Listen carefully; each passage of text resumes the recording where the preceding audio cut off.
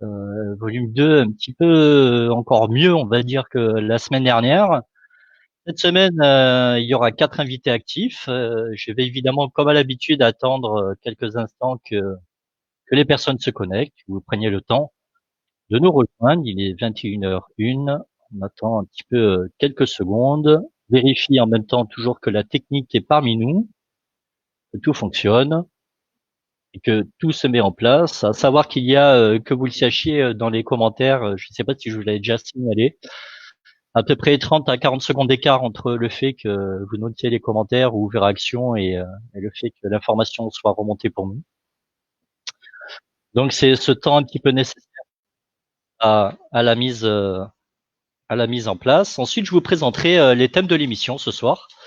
Ce sont deux axes principaux et deux axes secondaires, auxquels nous ferons le point. Je vous dirai un petit peu plus tout ça. Ensuite, je vous inviterai les invités, un par un, en reprenant leurs spécificités, leurs spécialités. On va attendre encore quelques instants.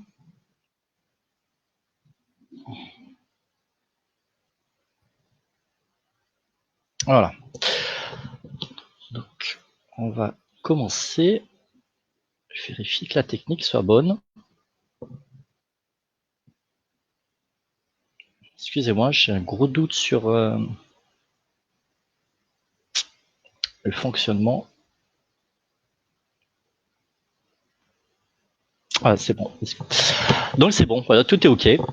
J'avais vraiment un gros décalage entre mon logiciel en fait et le Facebook. Excusez-moi. Je vous rappelle donc d'abord les priorités. J'ai conçu cette émission dans le but de partager, dans le but d'échanger, dans le but aussi de communiquer, que nous puissions communiquer tous ensemble, que nous puissions communiquer en direct de façon un peu plus spontanée, comme si finalement nous étions tous ensemble à une réunion, tous ensemble autour d'un café ou à l'apéritif, hein, finalement un petit peu comme vous voulez, ou autour d'un bon repas pour ceux qui le souhaiteraient, et que nous puissions exprimer de façon en complète liberté, et ça reprend un petit peu la thématique de ce soir, une des deux thématiques de ce soir, nos opinions. Je crois que de rares fois, finalement, nous pouvons partager nos opinions, nous pouvons les exprimer sans avoir peur, sans avoir crainte ou craindre l'avis de l'autre ou le jugement de l'autre. Cette émission est vraiment là pour ça. Elle est vraiment faite pour nous échanger de façon la plus simple possible et que cela puisse vous donner des pistes d'amélioration, des pistes de progression, d'ouvrir un petit peu, comme on dit en PNL, votre façon d'agrandir votre carte monde. Chacun l'expliquera évidemment dans leur spécialité. Chacun reviendra aussi sur la thématique suivant ce qui se fait. Pour ça, évidemment, pour que la continuité de l'émission soit juste dans le plus correct possible, sa plus grande congruence, c'est évidemment que vous posiez vos avis, que vous posiez vos échanges, que vous posiez vos questions.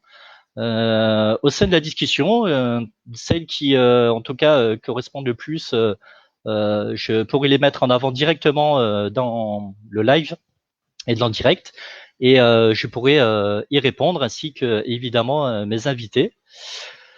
Avant tout ça, j'aimerais vous transmettre une réflexion que j'ai eue cet après-midi, un petit peu particulière en préparant cette émission. J'ai préparé un peu plus profondément en fait cette émission par rapport aux autres, et je voudrais vous remettre tout simplement cette petite anecdote qui reprend ce qu'il disait. Alors, est-ce que vous voyez?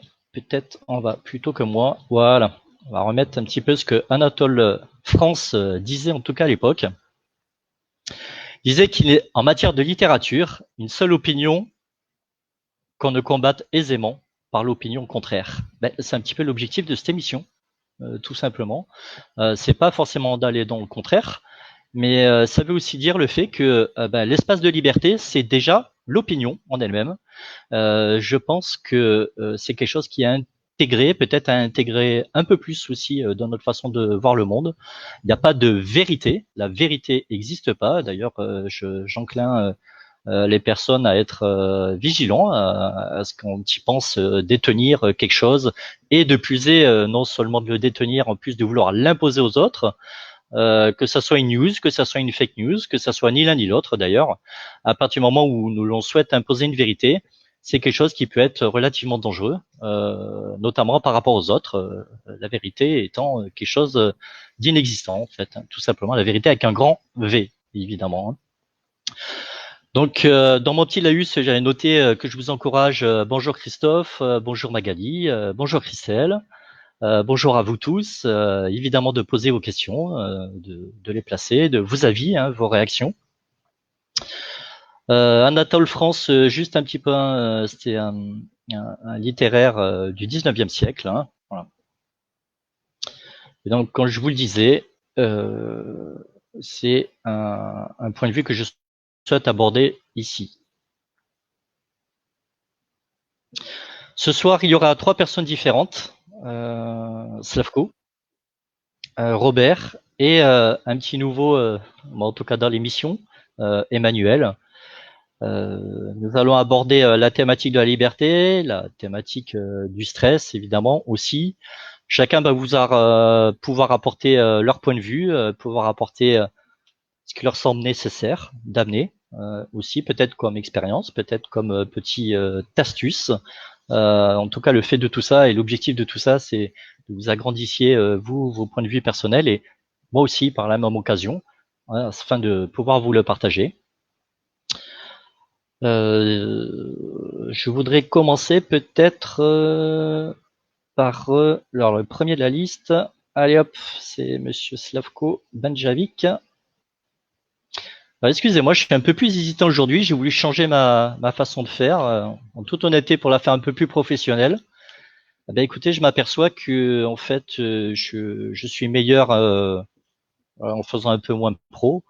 Donc, bon, la prochaine fois, je reviendrai à quelque chose de plus traditionnel.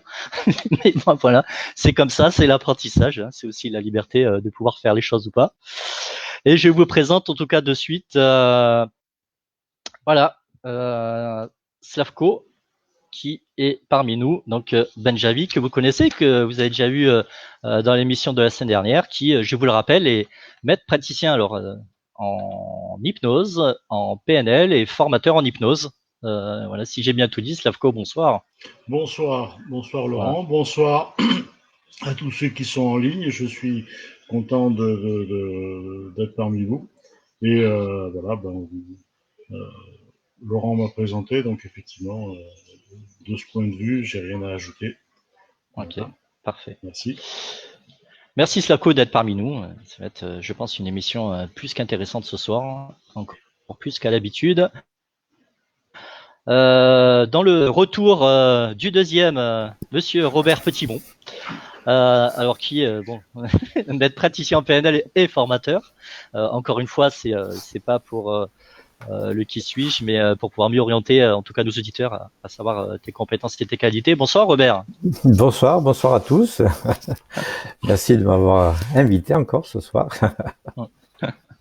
Pour partager, voilà. Pour partager, pour échanger, effectivement, autour de des thématiques. Et pour la troisième personne que j'ai dans mon petit encadré, et pour tout vous dire, il buvait sa petite tasse de thé. Voilà, ce qui est pas étonnant. Il va vous la montrer en direct. Emmanuel, donc bonsoir Emmanuel, bienvenue. Bienvenue parmi nous, voilà, petite tasse de thé, le dragon rouge. Bonsoir, bon thé à tous. Bon thé, oui. Bon café, moi c'est un petit café. Donc Emmanuel qui est artiste et maître taoïste. Il va vous expliquer tout ça en détail. Avant tout, nous allons commencer le débat sur la liberté, hein, puisqu'il y a quand même un travail de fond ce soir qui est pas anodin entre la liberté et le stress. Il y a bien sûr des sous-axes que vous avez pu voir sur la présentation de l'émission. Dans un premier temps, l'ordre général, c'est plutôt tendance à faire ça, à faire une définition de la liberté, alors que j'ai théoriquement mis quelque part.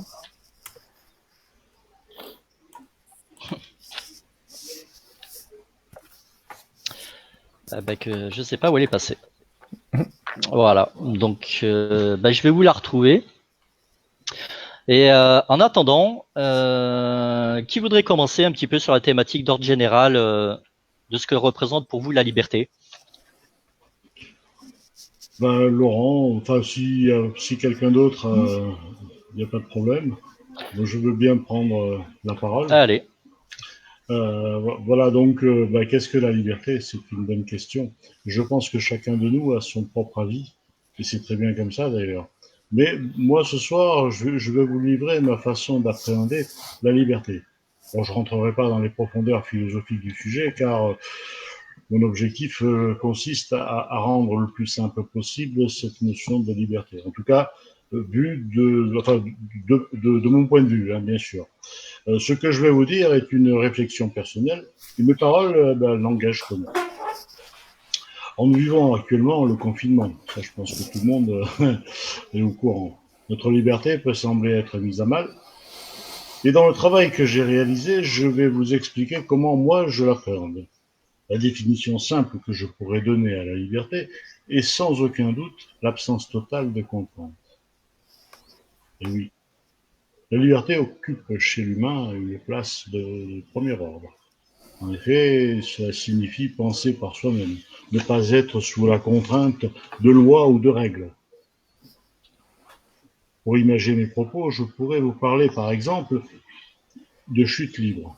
Tout objet lâché d'une certaine hauteur va tomber sous l'effet de la gravité terrestre. On va même ajouter un autre exemple, si on prend la roue libre. Ça signifie que si je lance une roue fixée sur un axe, elle va tourner un certain temps, puis elle va s'arrêter sous l'effet du frottement. Dans les deux cas cités, les principes évoqués obéissent à des lois qui sont valables sur Terre. Le mot loi, ça nous renvoie à des règles, donc à des contraintes et des limites. En effet, nous pouvons en conclure dans ces deux exemples que la liberté relève d'une certaine utopie. Cette liberté relative est ainsi sur notre planète. Et elle peut avoir une autre action si nous sommes sur la Lune. Par exemple, si je lâche un objet sur la Lune, celui-ci va tomber beaucoup plus lentement, car la gravité y est bien plus faible. Mais on va revenir sur Terre quand même. Si nous faisons le parallèle avec la notion de liberté de l'homme, nous pouvons dire que la liberté de nos paroles et de nos actes est délimitée par des lois. Et donc, je serais tenté de penser que cette liberté est une illusion. En effet, des actes hors la loi vont me valoir des ennuis. Si par exemple je grille un feu rouge et que je me fais prendre, dans notre pays, nous considérons qu'il y a la liberté d'expression, mais aussi, si je profère des insultes, eh bien là aussi, ça va me valoir des ennuis. Et oui. Et que me reste-t-il? La liberté de penser. Mon premier réflexe, c'est de me dire, mais c'est bien sûr, c'est la seule liberté totale que je pourrais revendiquer. Mais après réflexion, je me dis encore que bien que mes pensées soient libres, mais que mes expressions et mes actions sont reliées aux lois, alors la liberté est de nouveau, je la considère un petit peu comme une illusion. J'en conclus que la seule liberté totale serait que mes pensées, mes paroles et mes actes soient libres, donc non reliés à des règles. N'est-ce pas? Ça paraît difficile. Alors, nous pourrions nous en approcher si nous décidons de vivre seuls sur une île. Mais nous serions alors livrés à certaines contraintes de toute façon, certaines contraintes et obligations. Oui, il faut au moins s'alimenter et se soigner. Donc du coup, c'est loupé. On n'est encore pas tout à fait libre. Je pourrais en rester là, mais j'ai l'impression que quelque chose manque. Et je me pose la question, comment se fait-il que je me sens libre, mais que je ne suis pas libre? De quelle manière je pourrais résoudre cette équation?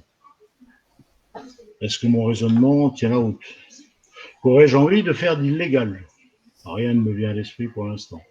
Qu'aurais-je envie de dire qui soit dérangeant ou offensant? Là encore, rien ne me vient à l'esprit. Quels actes répréhensibles j'ai envie de commettre? Toujours rien, nada. Et là, eureka, tout s'éclaire. Car si mes pensées, mes paroles et mes actes sont vertueux, alors j'ai ma solution. C'est magique, non? Dans cette configuration, et tant que je me satisfais de cela, je suis un homme libre.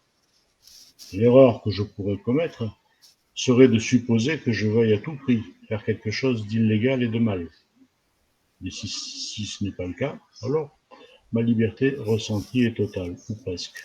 Quand je dis presque, j'entends par là que la liberté est à géométrie variable.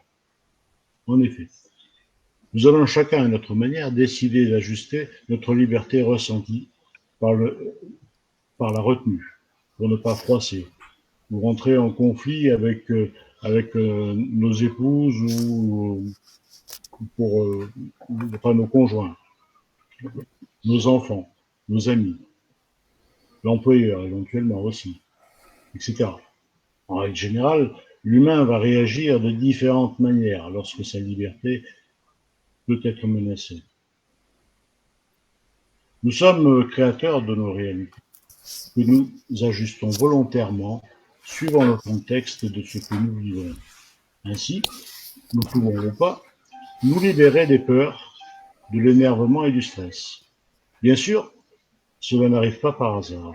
Pour ceux qui étaient là la semaine dernière, souvenez-vous, nous avions abordé l'introspection. En quelques mots, rassurez-vous, je ne vais pas être long. Je ne vais plus être long. En quelques mots, l'introspection, c'est l'art de nous remettre en question, d'explorer les profondeurs de notre être, d'aller à la rencontre de nous-mêmes. Cela se produit lorsque nous sommes confrontés à des événements qui ne sont pas forcément négatifs. C'est un cocktail de croyances, d'estime de soi et de confiance en soi. Conclusion, pour en revenir au confinement, avec ce que je viens de vous dire, je me sens en paix. Et vous? Comment vous sentez-vous? Voilà. Ok, Slavko, merci. Beaucoup de choses, j'ai pas tout retenu. Par contre, à un moment donné, tu parles de profondeur de notre être. Toi, liberté, Robert, ça serait quoi, toi, la liberté pour toi, alors en PNL ou à titre personnel individuel? Alors oui, c'est un mot qu'on peut aborder de diverses manières, hein. Donc on peut Ouais, l'aborder sur le plan philosophique. Bon, ouais, peut-être qu'on va pas trop attaquer là-dessus, liberté, libre arbitre, ouais. euh, etc., déterminisme, ce genre de choses. Mhm. J'ai envie de l'aborder un peu du côté de la sémantique générale, Oui, bien sûr. qui est mon dada, hein. Euh, Donc, la liberté, ça fait partie des mots qui existent, qu'on utilise, mais ce sont des mots qui n'ont ni poids, ni mesure, ni longueur, ni largeur, etc. Je veux dire, ce ne sont que des concepts. Ce ne sont pas des choses qui existent matériellement. C'est pas comme une table, un chat ou un peuplier. D'accord? Donc, sur ces mots-là, on les appelle aussi des nominalisations ou des mots valises. oui. Chacun, comme l'a très bien dit Slavko, il met ce qu'il veut dessus. Mhm. Quand on travaille un peu, sans faire de PNL, mais quand on travaille un peu là-dessus, si quelqu'un va nous dire quelque chose comme ça, je ne me sens pas libre, il me manque la liberté, etc., il va falloir définir exactement ce que la personne entend par liberté, parce que ce qu'elle met, elle, sous ce mot, n'est pas forcément ce que j'y mets moi. Mhm. Bien sûr, bien sûr. Et il va falloir aussi redonner un petit peu de mouvement là-dedans. Des mots comme ça, qui sont des nominalisations, comme liberté, égalité, fraternité, pourquoi pas, le grand trio, hein. Ce sont, ce sont, ce sont des mots qui sont finalement un peu, comment on peut dire, bloqués, stoppés quelque part. Donc il faut y remettre un petit peu de mouvement là-dedans. Et ce qui est intéressant, ça va être de demander à la personne, oui, mais tu voudrais te libérer de quoi? Remplacer donc le mot liberté par le verbe, hein, se libérer par exemple, hein, ou libérer. Hein.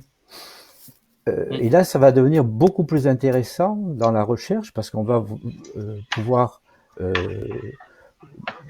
accéder plus précisément à ce dont la personne a besoin, ce qu'elle veut vraiment, et qu'est-ce qui qu'est-ce qu'elle entend par là, quelque part. Une autre piste aussi, c'est de demander le contraire. Qu'est-ce que c'est l'inverse pour toi de la liberté? Oui. C'est quoi? Oui, qui permet de mieux définir ce que c'est finalement. Voilà. Oui, aussi, parfois. Demander, alors c'est quoi? C'est la contrainte, comme disait Slavko, c'est une prison, c'est de quel ordre? C'est quelque chose de physique, c'est quelque chose peut-être de mental aussi. Et là aussi, on va s'apercevoir peut-être que dans la plupart des cas, la liberté, ou du moins son absence, est de l'ordre purement mental, c'est-à-dire que c'est nous-mêmes qui nous en privons.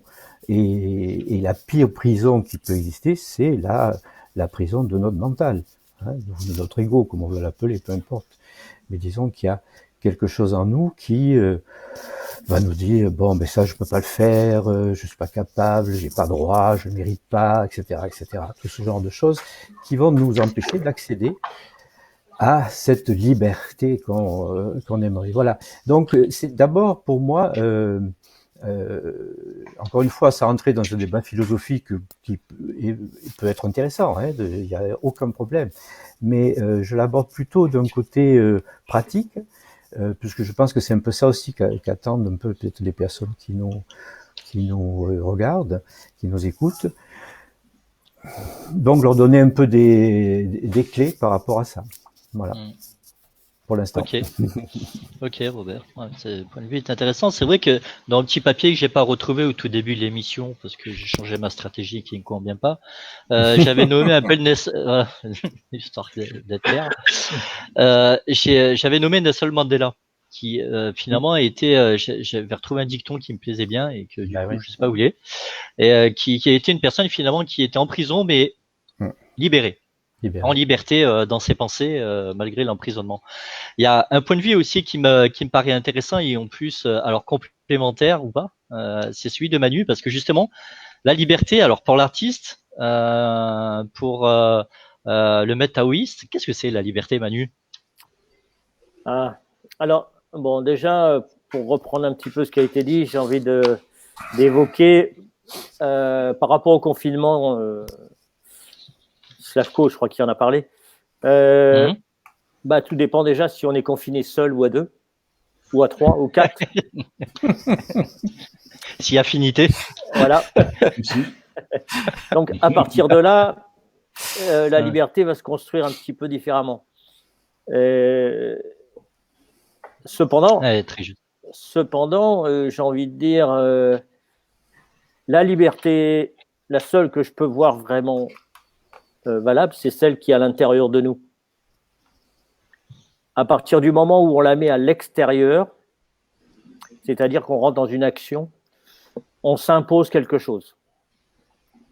Et pour reprendre ce qu'a dit Laurent, en parlant de Mandela, j'ai lu aussi des récits de moines qui ont été emprisonnés au Tibet par les Chinois. Bon, ça c'est l'histoire.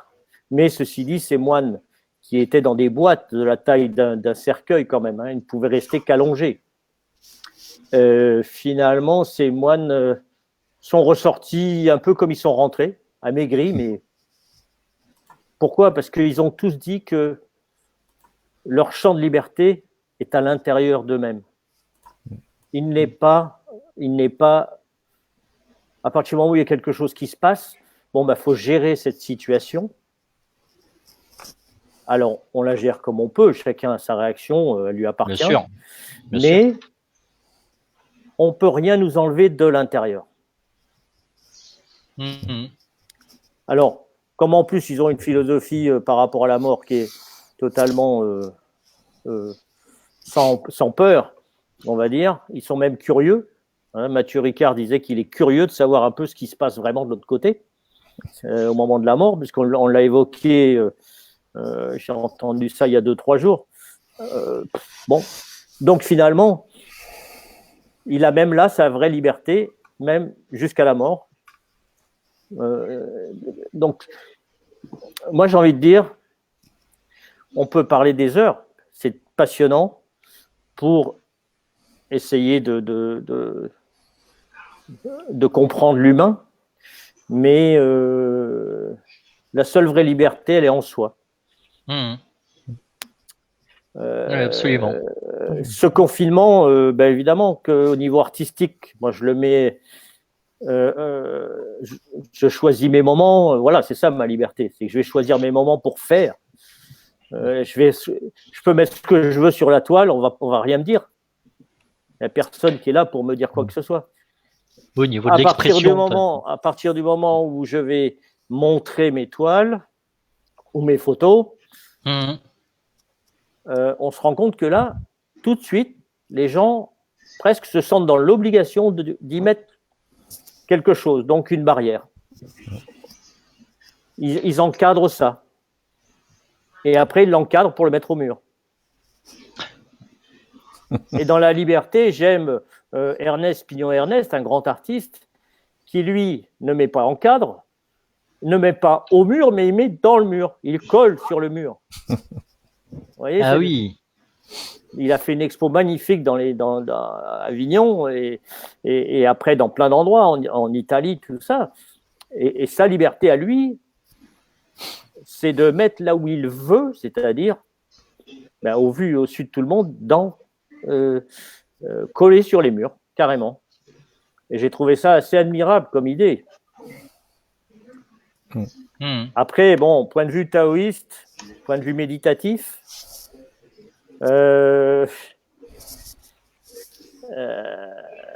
alors, dans le tai chi, ça va être à travers la recherche d'un certain équilibre, d'une harmonie de mouvement pour réguler un peu le système énergétique interne. Mais là encore, c'est un retour vers l'intérieur, vers soi. Du côté méditatif, là, il n'y a pas photo puisque on n'est que vers soi.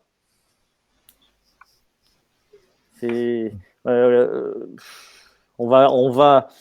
Attention, je dis pas il faut, mais on va essayer de tendre vers un bien-être intérieur qui permet en fait d'être moins sensible aux atteintes extérieures. Et ça, c'est une grande liberté.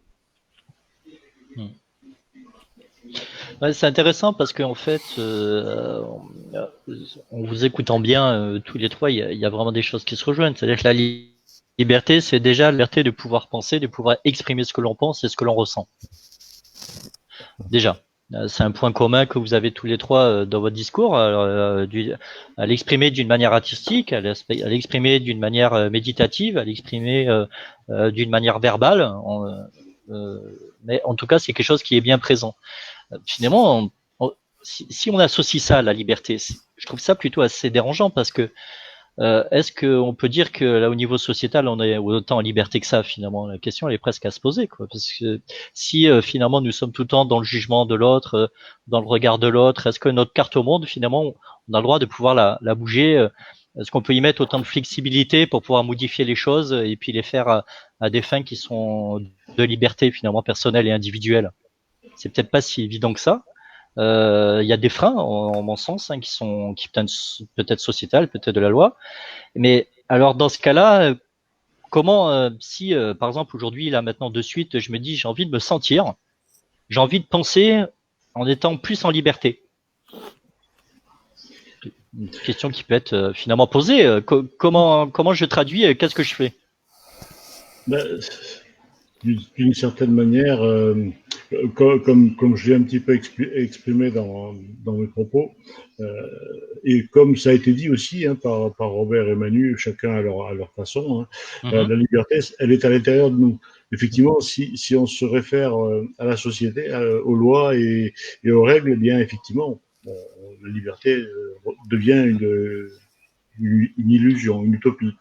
Parce qu'en réalité, d'ailleurs on dit, ma liberté commence, se termine quand la liberté de l'autre commence. Bon, il faut savoir quelles sont ses limites. Mais voilà, la liberté que l'on va intégrer, que l'on va appliquer à soi-même, elle va être un petit peu, c'est une négociation qu'on va avoir entre nous. Et cette négociation, on va dire, ça je vais accepter, ça je vais l'accepter, ou je vais faire en sorte que dans telle ou telle circonstance, eh bien, je vais me taire et écouter. plutôt que de la ramener, peut-être risquer d'avoir un conflit ou pire. Donc, ce qui se passe, c'est que cette liberté, on la conçoit à l'intérieur de nous. Et c'est pour ça que chacun va l'imaginer à sa manière. Chacun va avoir sa propre carte du monde. Ce qui est important, c'est de parvenir à vivre cette liberté en soi et qu'elle nous convienne. Finalement, c'est comme les croyances, hein. Comme les croyances, Manu en a parlé de l'au-delà. Bon, il y en a qui sont peut-être plus pressés que d'autres d'y aller, mais personne ne sait exactement ce qui se passe après. Et voilà. Mais ce qui est important, c'est que nos croyances, quelles qu'elles soient, nous soyons libres de penser que lorsqu'on part dans un autre monde ou autre comment dire dans une autre dimension, eh bien ça nous convienne et ça nous permet de vivre bien cette vie-là en tout cas. Et ce qui est important aussi, c'est de s'occuper de la vie que nous vivons. Après, advienne que pourra. Mais voilà, moi je pense que la liberté doit être interne. Chacun de nous doit essayer de la chercher pour être bien dans sa peau et vivre en osmose avec soi-même. Voilà ce que moi je pourrais dire en ce qui concerne la liberté. Je ne sais pas si ça répond. Mais bon, oui, il n'y a pas de bonne et de mauvaise réponse, hein, comme à l'habitude. Hein. Ce sont des termes que je tiens. Robert, dans systémique, est-ce que c'est antinomique de dire j'ai envie de me sentir plus en liberté? C'est-à-dire antinomique. C'est-à-dire, est-ce que ça peut se dire finalement? J'ai envie de me sentir plus en liberté. Oui, mais est-ce que c'est quelque chose qui peut se sentir? Est-ce que c'est un état d'esprit? Est-ce que c'est quelque chose qui se fait spontanément finalement? Ou est-ce que ça peut être construit? Oui, je pense que c'est tout à fait construit. Hein. Donc, pour revenir justement au mot qu'employait Slavko tout à l'heure, croyance. Bon, notre sentiment de liberté repose sur un tissu de croyances. Hein. Donc, et si nous voulons nous sentir plus libres, hein, ou libérés de quelque chose, moi je préfère cette formule-là, ou se libérer de quelque chose, c'est avant tout sur nos croyances qu'il faut travailler. D'accord. Donc ça reprend les niveaux logiques de la semaine dernière. Et c'est ça qui nous permet nous permet de construire justement notre liberté, qui n'est que intérieure. On est d'accord. Après, il y a la liberté de l'espace social, etc., qui est là aussi une fiction, mais qui est une fiction utile. Hein. Par exemple, j'ai relu dernièrement une chose sur la philosophie du Comte. Dans lequel il est dit, et c'est intéressant, que la liberté, par exemple, quand on est jugé, on part du principe, le juge part du principe qu'on a le libre arbitre. C'est un prérequis, c'est un présupposé de base. On a fait quelque chose, apparemment qui n'était pas conforme, on est supposé avoir le libre arbitre. Hein. Et c'est là-dessus qu'on peut être condamné, parce que justement, on avait le libre arbitre. Donc, la liberté au niveau de l'espace social, c'est quelque chose d'acquis. Hein. Après, il va falloir prouver, par exemple, que si la personne n'a pas justement son libre arbitre parce que elle a un problème psychique grave, etc., on va pouvoir prouver qu'elle n'était pas dans etc., et qu'elle peut être pas poursuivie pénalement. Mais au niveau de la justice, au niveau d'un jugement, on est présupposé être libre et avoir le libre arbitre. Hein. Voilà. Okay.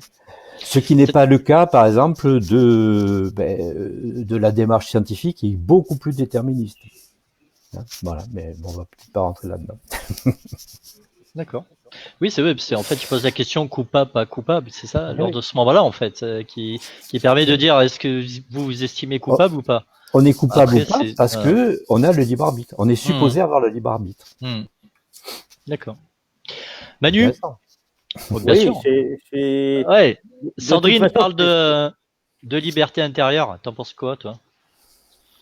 D'ailleurs, je comprends pas bien sa phrase. Je suis désolé, mais c'est quand le regard de l'autre nous ne détermine pas. C'est-à-dire se sentir libéré. Alors, je fais peut-être une petite traduction approximative, mais c'est voilà, se sentir libéré, c'est lorsque nous sont-on pas jugés? Ouais. Mais la liberté intérieure, elle a la grande force, c'est que à partir du moment où on la travaille, le regard il passe là, il n'a pas d'incidence. En tout cas, j'entends très mal, on là. essaye de. Ça marche pas bien. Vous m'entendez pas? Ça va revenir. C'est Et c'est coupures, il y a des haché. coupures, je sais pas si c'est chez C'est moi haché, ou chez ouais. Manu. Je sais pas, oui. Vous m'entendez là? Là, c'est bon. Oui. Mhm. Oui, je disais à partir du moment où on a la liberté intérieure, il n'y a aucun regard extérieur qui peut nous l'enlever. Exactement. Que ce soit, ça revient à ce que je disais tout à l'heure, que ce soit en prison ou à l'extérieur, de toute façon, on va subir des contraintes extérieures. Maintenant, la force, c'est de savoir ne pas être atteint par ces attaques extérieures et puis garder sa sérénité intérieure. C'est un travail. C'est un travail de longue haleine. C'est un travail de plusieurs années, au même titre qu'un apprentissage. C'est pas parce qu'on décide de devenir hypnothérapeute PNL ou taoïste ou méditant, ce qu'on veut, que on y arrive. Hein. On a tous un chemin derrière nous. Et puis l'important, c'est le chemin. C'est le chemin qui nous amène à cette qualité, à cette force intérieure qui finalement va nous permettre d'être totalement libres. Même au milieu il y a un spécialiste américain du taoïsme qui disait, en fait, les plus grands taoïstes sont dans les villes. Parce que être taoïste dans un ermitage, il n'y a pas d'agression extérieure, il a juste à se mettre en harmonie avec la nature et tout va bien. Mais être en liberté totale, vouloir être libre en ville, là, c'est un autre problème. On est agressé quand on traverse, quand sur un trottoir, n'importe où, on peut subir des choses. Après, on se rend compte avec le temps que, par exemple, si on veut préserver sa liberté, il faut tendre à préserver son intégrité. Ça veut dire, pour moi, anticiper. C'est-à-dire, si vous voyez quelqu'un qui, visiblement, en face, de loin, vous le voyez, qui ne va pas changer, il ne va pas bouger, de faire un écart pour vous laisser passer, ce n'est pas grave. Nous, on peut se tourner, s'effacer, le laisser passer, et on reprend notre chemin. Son intention à lui, elle fait plouf dans l'eau, c'est un coup d'épée dans l'eau, et puis nous, on n'a pas été dérangés plus que ça. Ouais. Oui. Je ne sais pas si ça répond, mais oui, absolument. j'essaye d'imager pour... absolument. Oui, d'ailleurs, je trouve ça plutôt intéressant parce que finalement, si on réorientant la question tout à l'heure que j'ai posée, qui est sans réponse, hein, c'est un petit peu fait exprès, pour essayer de dénouer le schmilblick. Est-ce qu'on peut dire que la vraie liberté, en tout cas, je peux parler peut-être pour moi, dans mon expérience, je me sens un petit peu en liberté, on va dire, lorsque j'arrive à une belle négociation interne. Donc ça rejoint ce que tu dis, Manu, en disant que effectivement, il y aurait une personne sur le trottoir, qui tend à peut-être pas laisser passer, ou qui peut être une métaphore de tout ce qui se passe dans la journée et d'action qu'il peut avoir toute la journée, hein, finalement. Et finalement, est-ce que la liberté, c'est pas de pouvoir avoir la conscience de dire je négocie au fond de moi-même qu'est-ce que je veux. Voilà, qu'est-ce qui est le meilleur finalement pour moi? Est-ce que c'est de créer le conflit, par exemple en continuant sur le trottoir? Est-ce que c'est de me décaler? Est-ce que c'est d'attendre et d'arriver à une espèce de sérénité et de paix intérieure qui représente finalement l'entière liberté de soi-même, qui fait que la négociation devient une liberté et que non pas la liberté vient à nous. Oui, tout à fait. Pour revenir à ce que tu dis là, en fait, la liberté de notre chemin s'arrête à partir du moment où on donne de l'importance à quelque chose qui nous agresse. Donc, quelqu'un qui veut passer avant vous à la caisse, eh ben, tant pis, il passe avant vous.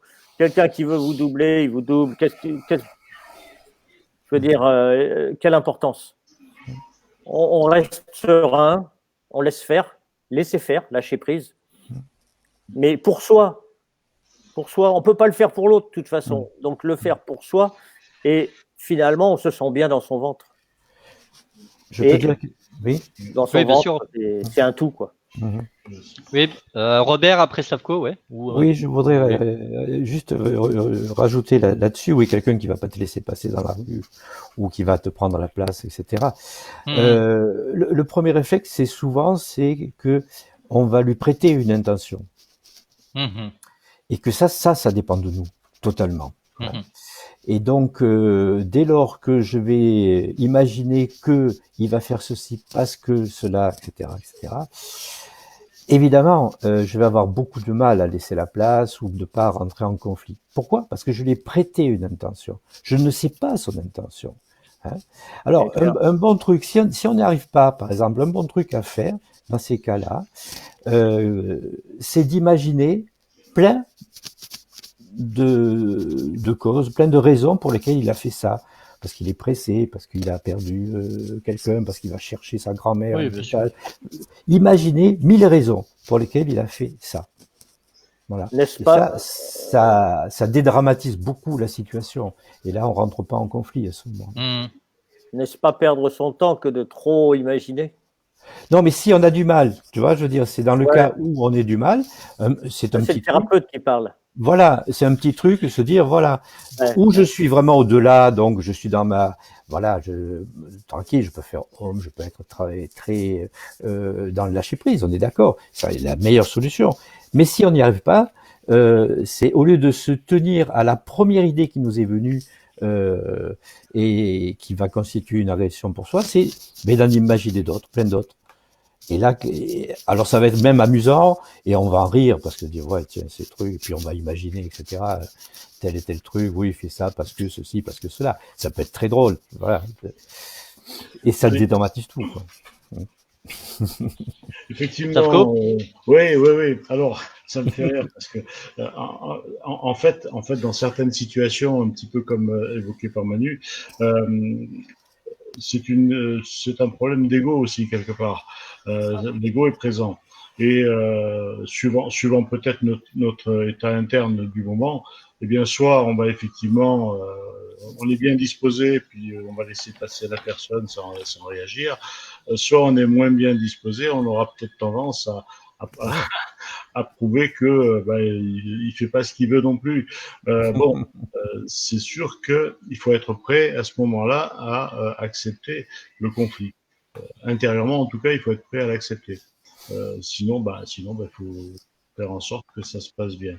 Après, c'est vrai aussi que arriver à faire en sorte que notre mental soit déconnecté de ce qui se passe à l'extérieur. Bon, c'est vrai que quand je roule en voiture, il y a des jours où je suis agacé parce que quand les gens vous font une queue de poisson ou quand ils vous doublent par la droite ou quand ils vous klaxonnent parce que vous n'avez pas démarré pile au feu rouge, au feu vert, pardon, voilà, ça peut agacer. On est des êtres humains aussi, on n'est pas toujours parfait et heureusement d'ailleurs. Voilà, je pense que c'est aussi une négociation intérieure avec notre ego, avec une certaine paix intérieure que nous pouvons avoir, mais dans le temps, hein, ça c'est pas instantané. Il faut une préparation, il faut pouvoir être capable de réfléchir sur soi et de pouvoir trouver ce calme intérieur. Après, bien sûr, si quelqu'un vous insulte, ça dépend de quelle manière il vous insulte. Peut-être que vous aurez envie de riposter, quoi. Faut oublier que les mots sont puissants. Hein. Les mots peuvent vous rendre, peuvent vous faire plaisir, ils peuvent vous mettre en colère, ils peuvent vous séduire. Enfin bref, les mots ont quand même une importance quand ils sont prononcés. Voilà. Voilà. En ce qui me concerne. Il y a comment dire, j'ai retrouvé la définition que je vous ai voulu lire tout à l'heure de liberté. Il y a quelque chose qui m'a frappé quand je l'ai vu tout à l'heure sur la Russe. C'est la première phrase qui ressort en fait. qui dit que la liberté, c'est un état de quelqu'un qui n'est pas soumis à un maître. Le maître, c'est important de le positionner que nous pouvons être notre propre esclave de notre propre maître aussi. C'est pas forcément l'autre. Et c'est plutôt intéressant finalement. Ça rejoint cet espace de liberté entre soi-même.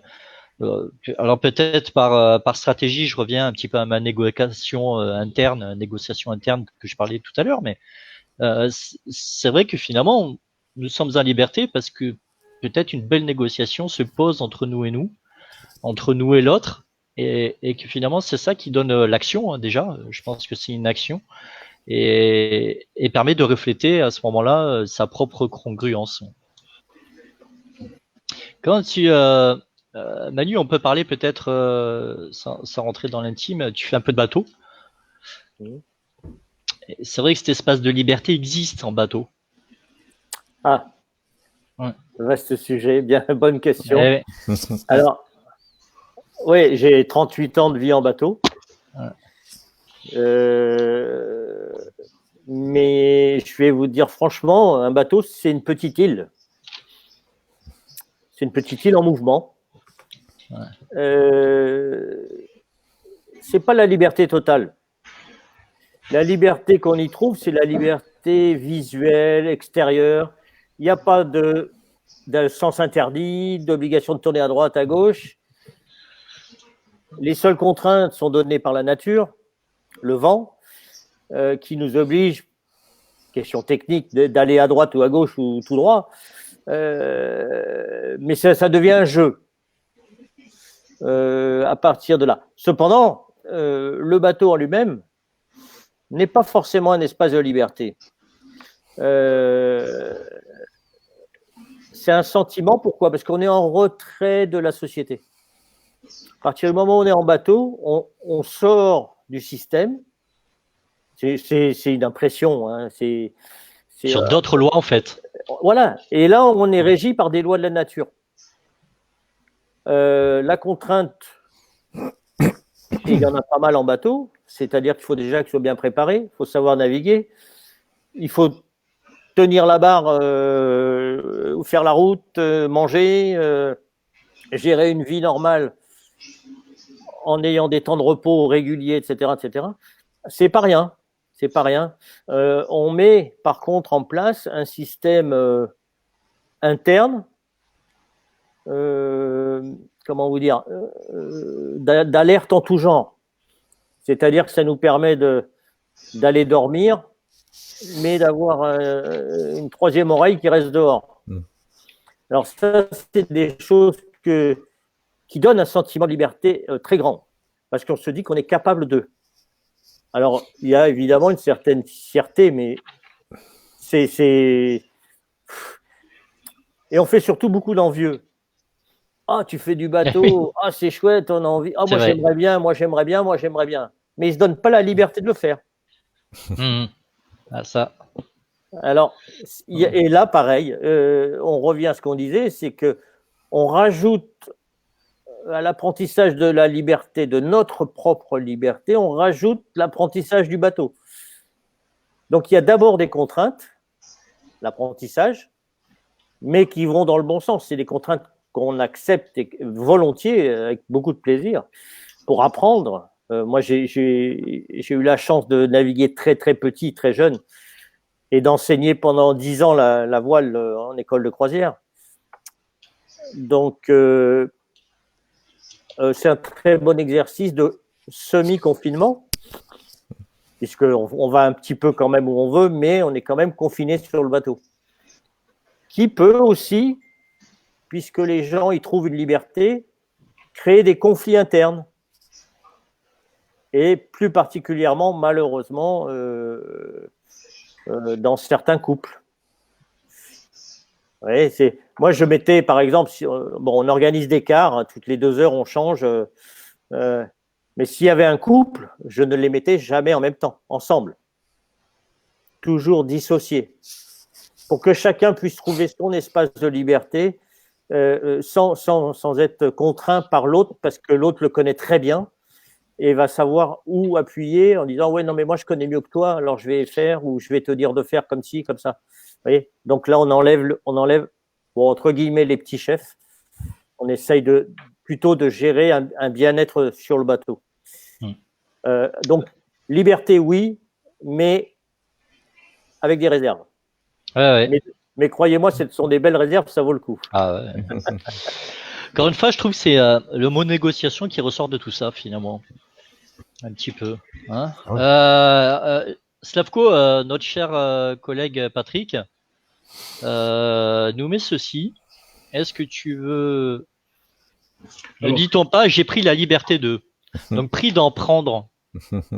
En fait, on prend à qui la liberté? On la vole, on la prend, il se passe quoi? C'est-à-dire que... À nous-mêmes? Qu'est-ce qui se passe? Quand on prend la liberté de quelque chose, c'est qu'effectivement, on s'autorise à le faire. On s'autorise à le faire, même si ça dérange l'autre. Oui, tout à fait. C'est-à-dire qu'en fait, nous fonctionnons chacun avec nos propres règles, et puis si on considère que nous devons faire quelque chose, eh bien, nous allons le faire, même si c'est pas forcément accepté par tout le monde. Voilà, donc pour ma part, oui, c'est cette liberté. C'est comme, de même que si on dit à quelqu'un, soyez libre de faire telle ou telle chose, ça veut dire que pas obligé de le faire, mais si la personne a envie de le faire, elle va le faire. Voilà, c'est une liberté qu'on s'octroie, même si elle n'est pas spécifiquement donnée. S'il y a une règle, eh bien, on sera peut-être obligé de la transgresser.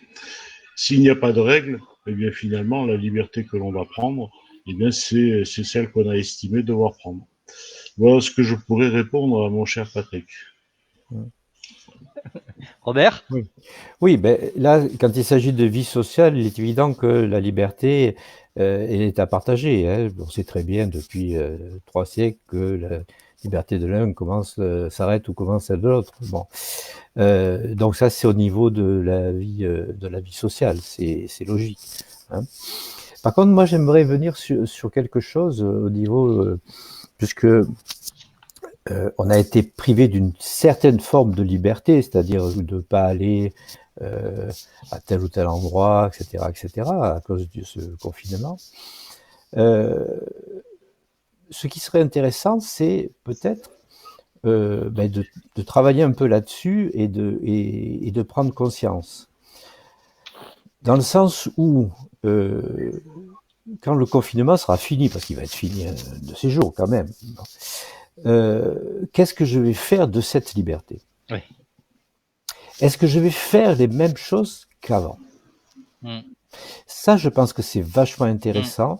En ce moment, on a encore, je pense, 2-3 semaines pour y réfléchir. Mais est-ce que je vais faire les mêmes choses qu'avant? Hein? En particulier, je pense à une chose, parce que je crois que vraiment le problème va se poser par rapport à il y a une mode actuelle où beaucoup de gens maintenant, tiens, on va passer le week-end à Londres, ou à Barcelone, ou à Rome, avec des copains, on va manger un truc, et puis on revient. Est-ce qu'on va le refaire, ça? Voilà, c'est des questions comme ça. Est-ce que... On lance les paris? Hein, voilà, il y a plein de choses comme ça. Est-ce que je vais... si je profite vraiment de cet espace de temps que l'on a pour réfléchir un peu à mon comportement et à justement cette liberté qui me permet de faire plein de choses, il n'y a pas de problème. Après, c'est une question de moyens, on est d'accord. Bon. Mais à partir du moment où on a des moyens maintenant, on pouvait aller à Londres, mais je ne sais pas si ça sera toujours vrai, mais on pouvait aller à Londres avec 40 € en avion, je veux dire, il n'y a aucun problème. Donc, est-ce qu'on aura la même conscience de se dire, tiens, finalement, quand moi, par exemple, je vois le matin, là, j'ai la chance d'être au bord de la mer, et puis depuis un mois, je m'aperçois que il y a plus il y avait une ligne grise au-dessus de l'horizon, grise marronasse, vraiment un truc vraiment dégueulasse. Ça y est plus, ça. Pollution. Avant-hier, il y a eu un avion qui est arrivé à l'aéroport de Nice. D'accord? Et en moyenne, en ce moment, c'est entre 2 et les bons jours 3. Voilà. Il Les n'y a bons pas ou un les mauvais? bateau. Oui. Il n'y a pas un bateau dans la rade. Je vois la rade, je suis près de Monaco. Il n'y a pas un bateau, ces gros bateaux, ces gros HLM flottants avec 4500 personnes à bord qui polluent au maximum, etc. Il n'y a pas ça. Il n'y a pas la circulation. Il n'y a pas. Euh, je pense que c'est vrai, c'est pas qu'une impression de ma part, mais j'ai l'impression de vraiment mieux respirer depuis quelque temps. Je sais pas vous. Donc, quand on a goûté à ça, hein, et quand on voit, vous avez dû voir sur les réseaux sociaux des images où on arrive à voir l'Everest de 300 km en Inde, l'eau de Venise qui redevient claire, etc. Enfin, toutes ces choses qui nous montrent que il y a plein d'endroits, la pollution a fortement diminué. Maintenant qu'on y a goûté, qu'est-ce qu'on va faire? Bonne question. Hein? Bonne question. Oui, oui. Hein? Oui, absolument. Maintenant, on sait ce qu'on va perdre. Parce que là, c'était le coup de la grenouille dans la marmite. Hein, quand l'eau au bout, la grenouille, elle va pas sauter, on est d'accord. Et là, finalement, on s'aperçoit que... Et quand elle aura envie de sauter, ce sera trop tard. Et ce sera trop tard. Et oui, voilà. Et là, c'était notre cas, on était là-dedans. Mais là, on est sorti de la marmite, l'eau est revenue froide, on va y replonger comme des cons. Et oui, mais c'est pas... Question, hein. Voilà. C'est la liberté, ma liberté, entraîne aussi un degré de conscience. Et un fort degré de conscience. Et je pense que l'être humain, qui a quelque part toute liberté sur cette terre, hein, il y a rien qui peut l'empêcher de faire les pires bêtises sur cette terre, sauf son niveau de conscience. Oui, Robert, ce que tu dis là est important. C'est très important. La nature nous a démontré à quel point nous sommes nocifs pour elle. Et l'ennui, c'est que quelle va être... il va y avoir effectivement des gens comme nous qui apprécions ce qui se passe. J'aimerais bien que ça reste comme ça. J'aimerais bien que finalement tout le monde mette un petit peu la pédale douce et puis vive de façon un petit peu plus proche de la nature, un petit peu plus proche les uns des autres, et où l'aspect économique n'est pas forcément primordial. Alors malheureusement, c'est une idée que nous pouvons avoir. D'autres en ont d'autres idées. D'ailleurs, si on regarde un petit peu l'actualité, on se rend compte que il y a quand même dans certains secteurs où ça pousse, hein, où il faut reprendre des parts de marché, où il faut remettre en circuit le profit et qui gagnera. Malheureusement, je crois qu'on a chacun notre idée et je pense que ce qui va gagner, c'est souvent le pognon, malheureusement, et au détriment de l'humain. Mais voilà, on a là une preuve formelle et évidente qu'au niveau de la nature, le fait qu'on ait mis tout en suspens, eh bien, ça a été extrêmement bénéfique. Ça, je pense que tout le monde devrait